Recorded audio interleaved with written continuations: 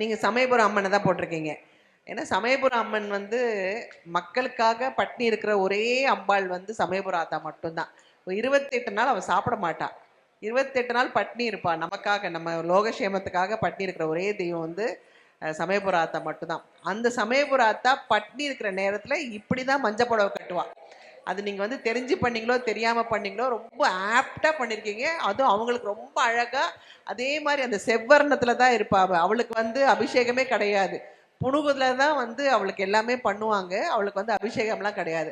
ஏன்னா இந்த இந்த இது போயிடும், அந்த அம்மாவோட அழகு அந்த இது போயிடும்னு சொல்லிட்டு அது அவ்வளோ அழகாக நேர்த்தியாக பண்ணியிருக்கீங்க கண்ணா. அதே மாதிரி அம்பாளுக்கு ஒரு அக்கா இருக்கா. அந்த அன்பிலிருந்து ஒரு 1.5 கிலோமீட்டரில் அவள் இருப்பா. அவளுக்கு வந்து 9 குழந்தைங்க. அவளுக்கு எல்லாம் பூஜை பண்ணதுக்கு அப்புறம் தான் சமயபுர ஆத்தாளுக்கே பண்ணுவாங்க. அந்த சமயபுர ஆத்தாலேயே இன்னைக்கு இங்கே கொண்டு வந்துட்டீங்க. ரொம்ப நேர்த்தியாக பண்ணியிருக்கீங்க கண்ணா.